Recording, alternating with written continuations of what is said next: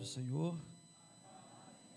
Gratidão a Deus em estar aqui, participando, cultuando a Deus nesta linda igreja.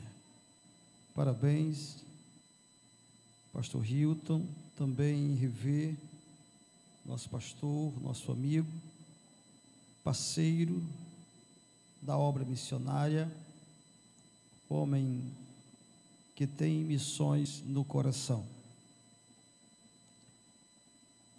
Me chamo Joaquim Paulo, estamos como missionário ali em Cabo Verde, África Ocidental, e também no país de Guiné-Bissau, países que fazem parte da África Ocidental. A África Ocidental, ela quase não aparece nas mídias. A África do Norte, a África do Sul aparece, mas a África Ocidental, ela é uma África esquecida. E para esta terra, o Senhor nos chamou há muitos anos atrás. O Senhor fala. O Senhor fala. Um dos atributos de Deus é se comunicar com os seres humanos. Ele deseja, e Ele tem vontade própria, Ele é Deus, e Ele fala com o homem.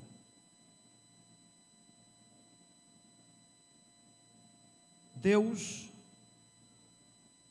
na sua infinita graça e misericórdia, através de Jesus Cristo, Ele tem desejo de salvar o homem. Ele tem prazer na salvação dos seres humanos. E por isso, como Deus, Ele passa a usar vários meios comunicativos para nos alcançar. Para alcançar você que entrou hoje aqui nesta igreja como visitante. Você não imagina como Jesus te ama. Você não faz ideia a importância da sua presença nesta igreja. E quem vos trouxe até aqui? Jesus usou algumas pessoas para convidá-los. Por trás dessas pessoas, há a soberania de Deus dizendo: eu quero falar com você esta noite.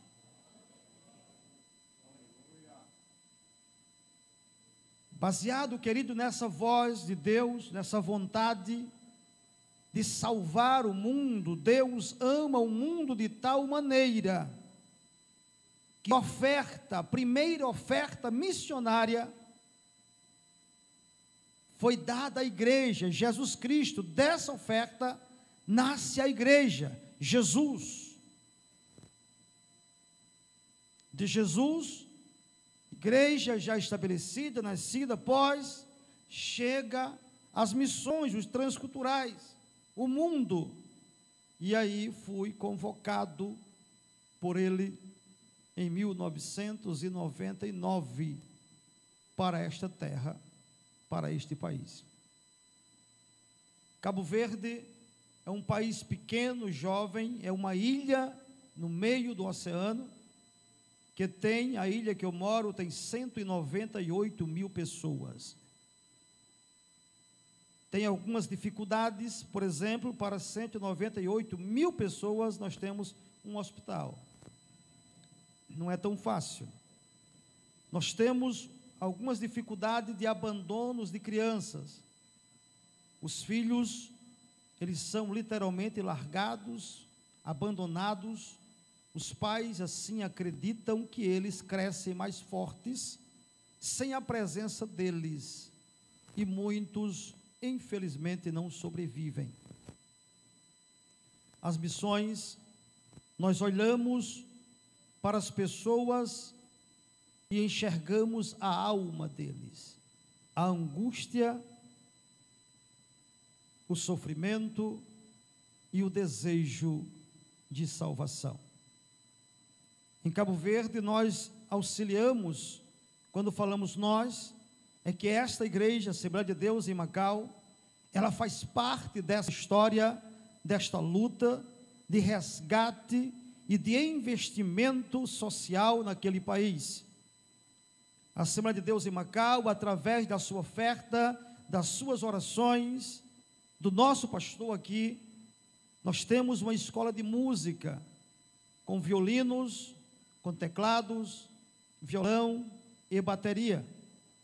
Também, através do esforço missionário, estamos na construção de uma creche que será destinada a pessoas órfãos e também aqueles que os pais abandonaram naquele setor, naquela região. Não podemos alcançar a todos, mas iremos, em nome de Jesus, alcançar a todos aqueles que podemos, naquele setor chamado Achada Fazenda. Lá também está sendo construído o nosso templo sede. Estamos naquele país oficialmente há 5 anos e 6 meses, porém já fazemos missões lá há 16 anos, quase 17 anos, para a glória de Deus. Através do trabalho de Cabo Verde, entramos em Guiné-Bissau. Guiné-Bissau é uma realidade totalmente diferente, uma pobreza extrema,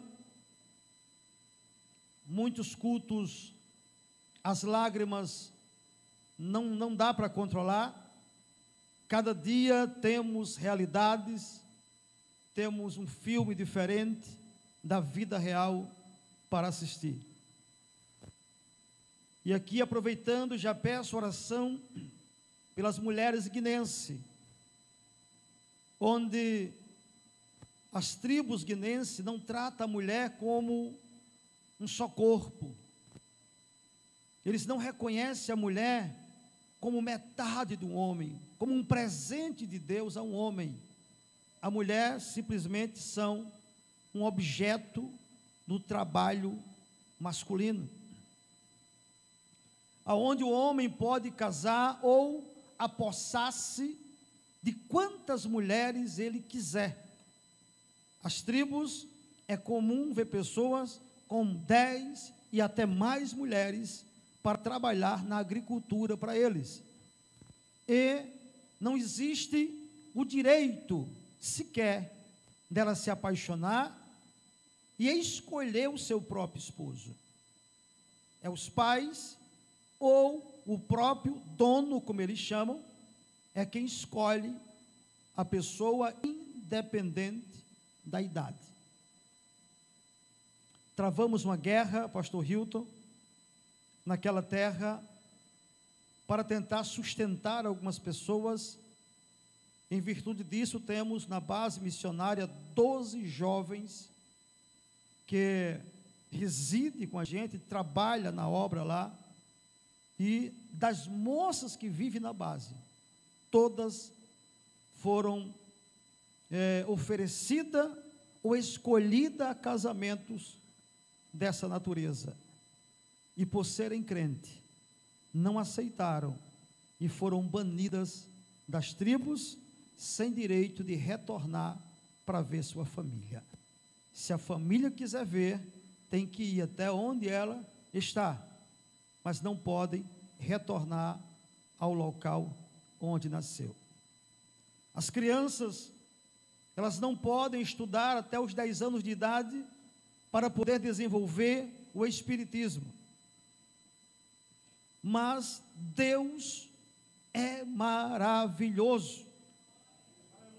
sempre tenho uma porta aberta para a evangelização, e faço um apelo a esta igreja, que orem para Deus mandar moças, rapazes, casados, viúvos, idosos, para que trabalhe com crianças e adolescentes, pessoas que foram vocacionadas a este ministério, a carência que nós temos.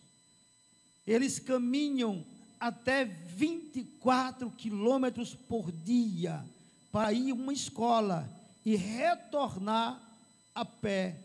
Eles passam praticamente o dia inteiro caminhando para chegar numa escola. E as crianças não têm condição de acompanhar e caminhar. Então tivemos a ideia de assistenciá-la na educação dentro das aldeias. E aí o pastor, antes de mim, ele era negro. E aí era mais fácil, porque ele era negro. O fato de eu ser branco, eu tenho algumas rejeições. Por exemplo, eu não posso entrar a hora que eu quero na igreja que eu pastoreio.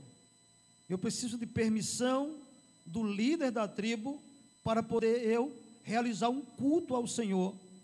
Eu tenho que ter intérprete da língua balanta, que as tribos que trabalhamos são tribos com uma língua chamada balanta, que eu não falo, eu falo crioulo, que é uma outra língua, um outro dialeto de Cabo Verde e da Guiné.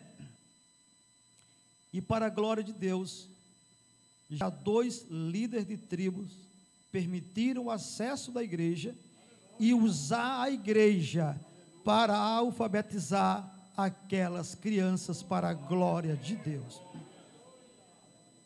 Temos 2 templos em construção na Guiné-Bissau, já cobertos para a glória de Deus.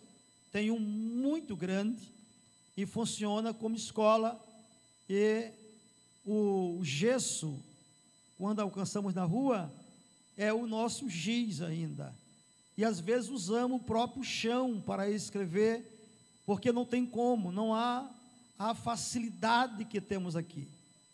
E sabe o que é maravilhoso, queridos?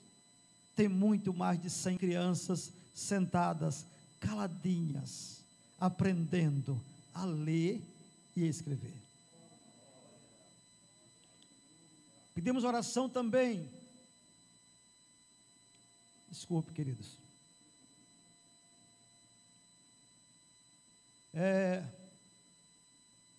Lá nós vivenciamos um versículo bíblico que diz que nós somos entregues à morte todos os dias. 2 dias por semana, nós deslocamos da cidade de Bissorã, em Guiné-Bissau, para 2 aldeias, uma chamada Leto, conhecida como o fim do mundo, e uma outra mais próxima, chamada Kissef.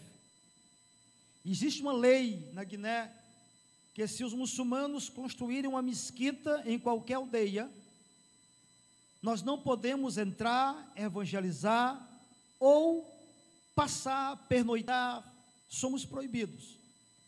E se iniciarmos uma congregação em qualquer aldeia, eles também não podem entrar e evangelizar.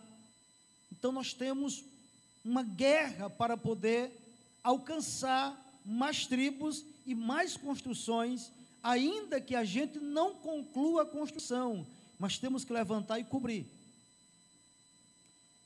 E Deus, por sua misericórdia, nos deu 2 aldeias fundo, que temos que passar por dentro de 2 aldeias muçulmanas para realizar o trabalho lá.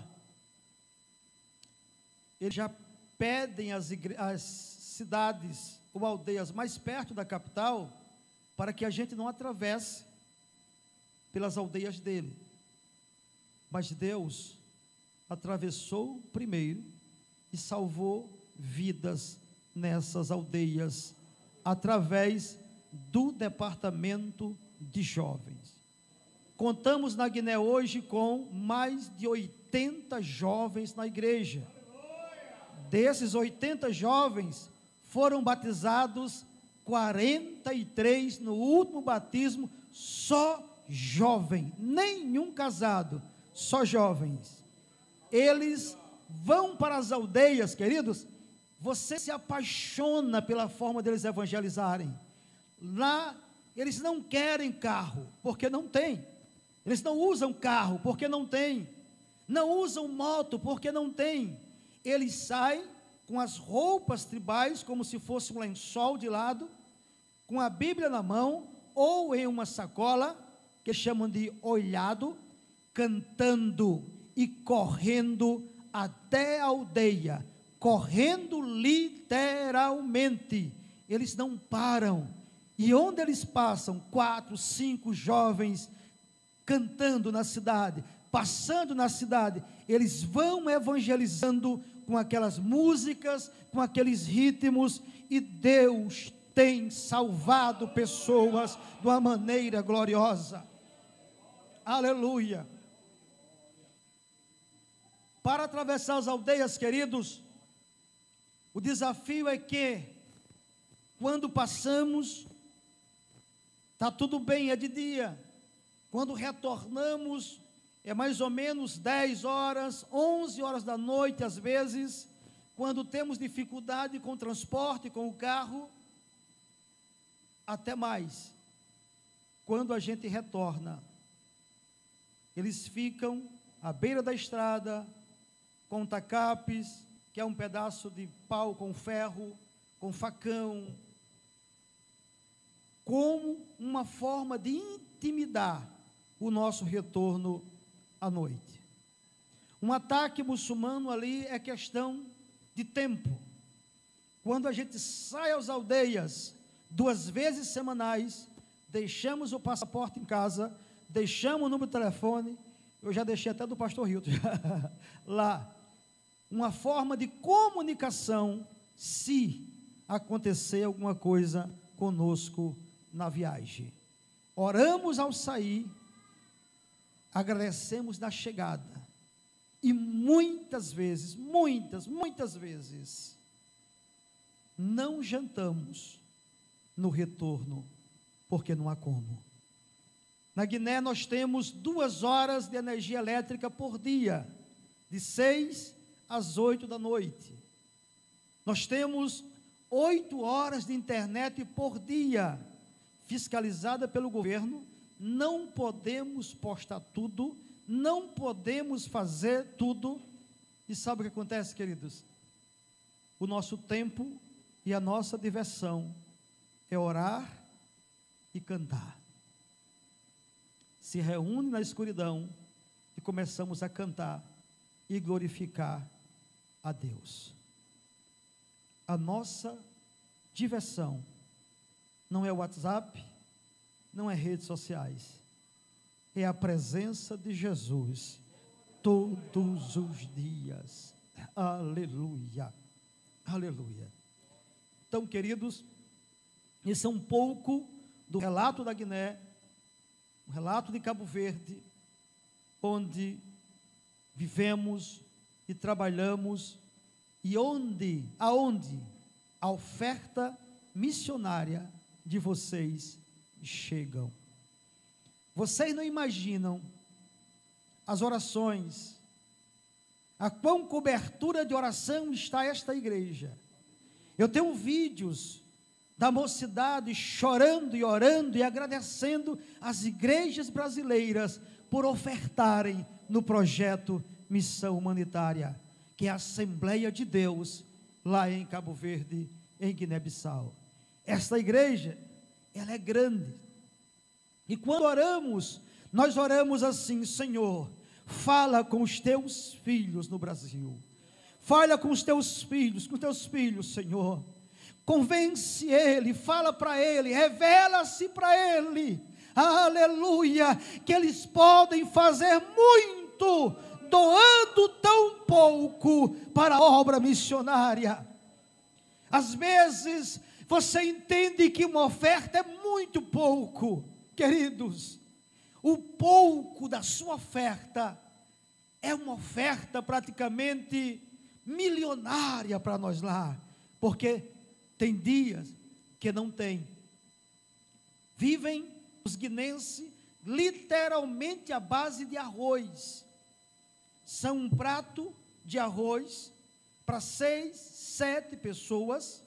Temos vídeo também, depois se o pastor necessitar, repassamos. E em alguns lugares de tribos não tem nem colher para comer. Nós sentamos em uma roda, no chão, e comemos com as mãos. É um pedaço de carne, de coxa, de galinha, uma asa, ou um pedaço de peixe, um pedaço, em um prato para 7 ou 8 pessoas. E eles conseguem comer e dividir um pequeno pedaço de carne. E um dia, desculpe, pessoal.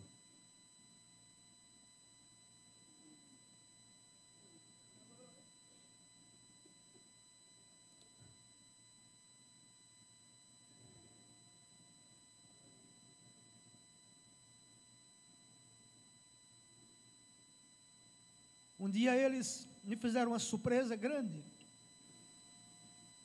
Conseguiram um prato, uma colher, e colocaram um pedaço de galinha para mim, em cima do arroz. Não tem feijão, é só arroz, literalmente. E eles comendo num prato grande, várias pessoas, e eu não me senti digno de comer uma coxa de frango sozinho. Não era justo eles dividirem para 7 ou 8 e eu comer sozinho. Derramei o prato no comer deles e fui comer juntos, e chorando como eu estou aqui, e glorificando a Deus pelo privilégio dele me escolher para estar trabalhando em missões. Ser missionário é um privilégio, queridos. Pastor, isso é um sofrimento. Não, isso não é sofrimento. Isso é investimento. Eu tenho 50 anos de idade e já sinto o peso de fazer missões com essa idade. Mas se eu tivesse a oportunidade de viver 150 anos, eu gastaria 150 anos fazendo a mesma coisa, com muito prazer e alegria em ser escolhido para fazer missões. Se eu tivesse muito dinheiro, talvez um empresário bem-sucedido, eu gastaria talvez muitas quantias, soma de quantias em dinheiro, em missões, para poder receber um galardão no céu, como o jovem rico foi surpreendido com a pergunta de Jesus. E ele estava preso com o coração ali, em algo que é terreno, perecível e temporário. O que você tem é temporário. Então eu, como não tenho, eu decidi em ser a oferta missionária. Eu e minha esposa estamos ali como oferta de Deus, a serviço do reino. A leitura oficial fala que a seara, ela é grande, ela necessita de você. Às vezes eu vejo, pastor, tantas pessoas inchadas, chateadas, porque não tem uma oportunidade, porque não cantou hoje, porque foi mudada de uma função, foi transferida de um lugar para outro, e lá com tanto espaço para trabalhar, tanta oportunidade, mas é porque a maioria das oportunidades desejadas por nós é apenas para aparecer, para mostrar a alguém um talento, ou até uma grife nova, um look diferente. Mas, queridos, Queria que vocês contemplassem a forma que adoramos lá. Muitos nem têm sandália, sapato, chinela, aleluia, mas eles têm um coração que eles não conseguem parar de glorificar a Deus e dançar. E um dia eu questionei por que eles dançavam tanto, que eles batiam tanta palma, por quê? Ele disse, é fácil, o Brasil é rico, vocês têm tudo no Brasil, vocês podem ofertar, vocês podem dizimar, a gente não tem nada, a gente tem tudo para ser triste, revoltados, e o diabo faz investimento na gente, para que a gente fique triste e revoltados, então a gente tira da tristeza a alegria, a gente oferta a alegria. Quando dançamos, estamos ofertando a Deus o nosso melhor e dizendo ao diabo, olha Satanás, por mais que você venha contra a gente, nos perseguindo, massacrando, nós ofertamos a alegria para Jesus de Nazaré. Por isso ele é mediador de uma nova aliança. Jesus te ama. Você que está aqui essa noite, meu amigo, Jesus te ama. Mas pastor, por que Jesus me ama? Estou já parando, queridos. Eu vou explicar a você. Em 99, quando sonhando, o Senhor me fazia sobrevoar, como se fosse a nossa Amazônia. E aquela Amazônia, aquelas árvores lá embaixo, formavam o nome Cabo Verde. Eu não sabia nem o que era, onde era, eu só escrevia aquele nome. Algum tempo depois, tinha um programa chamado Globo Ecologia, se eu me foge a memória. E aí Rodrigo Faro disse, eu ouvindo no quarto, estava em oração, a televisão muito alta, disse, hoje nós vamos ao arquipélago de Cabo Verde. Na oração, eu ouvi, despertei e entendi que não foi um sonho comum. Deus estava me dando uma nação. Saí para o campo, dirigi diversas igrejas, pastoreei diversas igrejas no estado, apaixonados por essas igrejas. Mas faltava alguma coisa. Até um dia Jesus dizia assim, eu amo aquele povo. Eu amo. A salvação, ela é tão interessante, meu amigo, que a pessoa mais interessada na sua salvação, na sua paz, na sua chegada no céu, não é você. O mais interessado que você esteja bem espiritualmente, bem emocionalmente, não é você. O mais interessado que você entre nas mansões celestiais é Jesus de Nazaré. Ele é o mais interessado. Deus, Ele é tão preocupado com você, que Ele amou o mundo de tal maneira que deu esse Filho para que você creia, não sofra e não perca a vida eterna, não erre o caminho da salvação, porque Ele te ama. A leitura oficial fala da necessidade, a forma que Jesus percorria, a forma que ele andava nas cidades, era buscando pessoas para segui-lo. Mas quem é Jesus? Por que Jesus fez isso? Qual a razão? Não havia nenhuma necessidade, como não havia nenhuma chance de salvação para nós. nenhum cidadão de Macau, nenhum do Rio Grande do Norte, ninguém do Brasil tinha chance nem capacidade de chegar ao céu sem a presença de Jesus.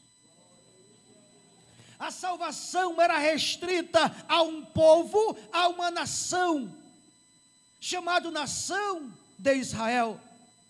Ainda no Antigo Testamento, focado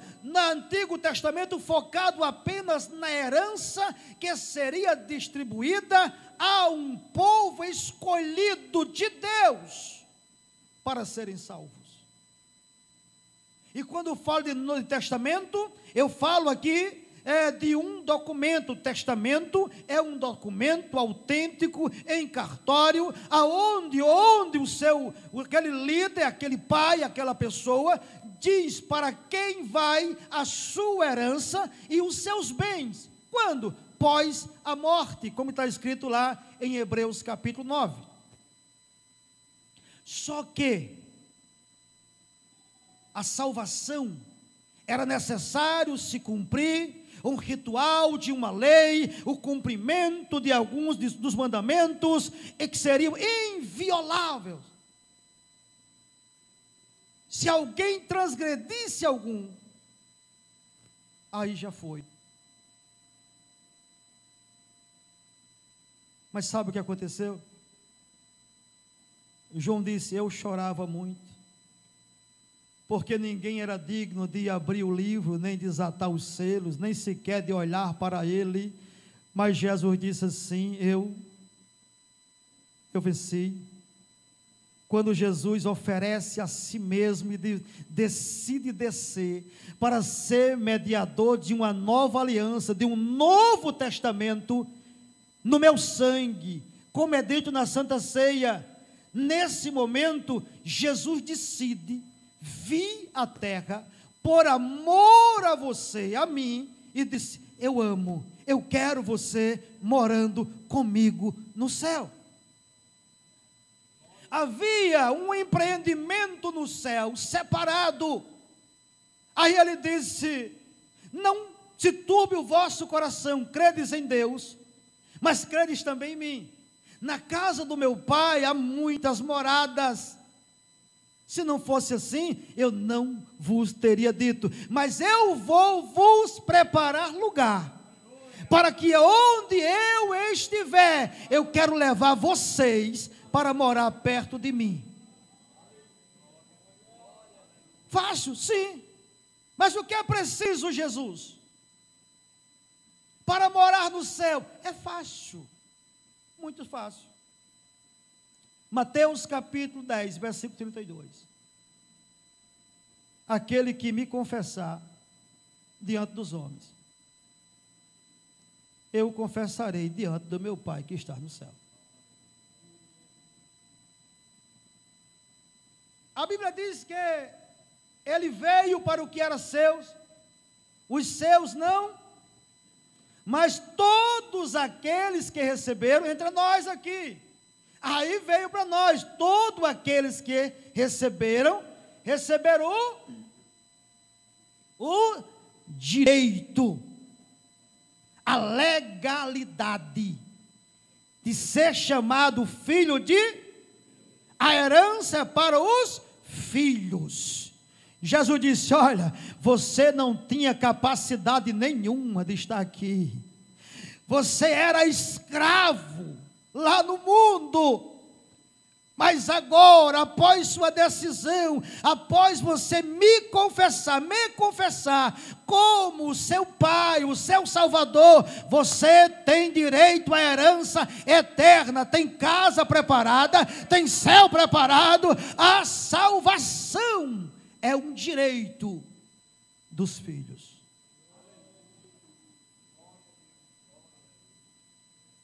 Jesus te ama. Jesus te ama. Quando você toma essa decisão, você foi escolhido, Ele te procurou. O pastor deixou as ovelhas segurando no aprisco e voltou e foi procurar. Enquanto você estava decidindo alguma coisa em casa, Jesus estava te procurando. Sabe quem falou na sua mente, na tua consciência, no teu coração, para que estivesse hoje no culto aqui? Foi Jesus de Nazaré. Ele foi buscar você em casa, porque Ele conhece a tua vida, a tua situação, o teu sofrimento interno. Você pode até fingir que é feliz, que está bem, mas internamente só você e Deus sabe como está a tua vida. Esta noite é a noite da tua salvação.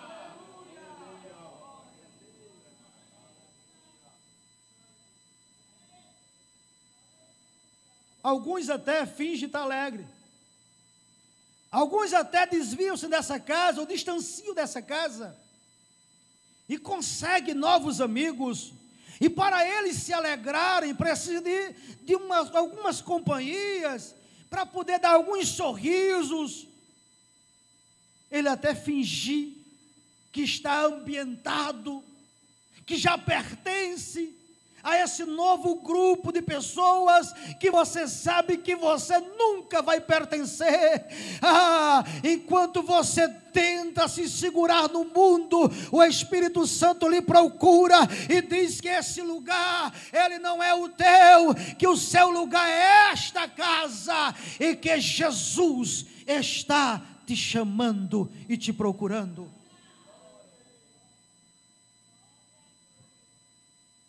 Hoje é o dia de você voltar para Jesus ou ter um encontro com Ele, porque Jesus te ama.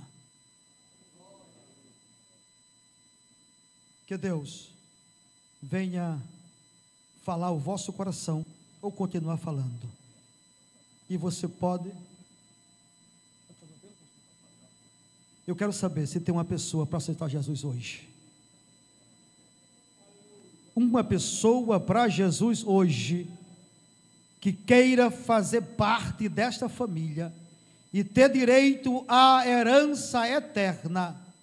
Tem uma pessoa para Jesus. Pastor, o que é uma pessoa para Jesus? Deixa eu te ensinar. Às vezes fazemos assim, levanta a mão. Deixa eu contar um segredo para você em minutos, já passei do horário. Em segundos. A tua alma pede socorro. A tua alma, ela pede socorro. Nós temos um corpo físico, nós temos um espírito, nós temos uma alma, que ela está aprisionada aqui, neste corpo. Essa carne, ela deseja pecar e se aprofundar em pecados, e ela vai procurar te convencer que você não tem capacidade nenhuma de tomar a decisão e permanecer crente. Porque ela vai fazer lembrar dos prazeres que te ofereceu e do que você tem guardado no teu coração. Sabe o que é que a carne te diz? Que você é um incapaz, um inútil. Mas no momento que você ouve um som, um hino, no momento que você tem um choque de tristeza, ou uma angústia, essa carne velha, ela se abate, e quando a carne se abate, o Espírito diz assim, Jesus é a solução. A alma diz, peço oração, peço oração. Aí você diz, irmão, ore por mim. Quando uma pessoa não evangélica vem dizer, ore por mim, aquela mão não é uma mão humana, é a alma dizendo, socorro, eu estou presa aqui,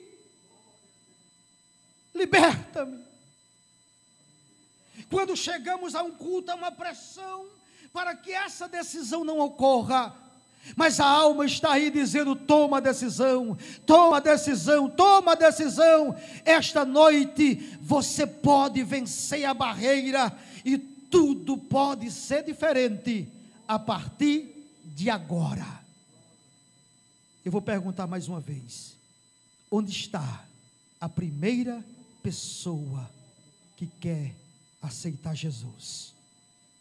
Tem uma pessoa? Se tem, venha. Se não tem, ou se não quer hoje, oramos para que tenha mais oportunidades. Deus abençoe. Obrigado, pastor Hilton.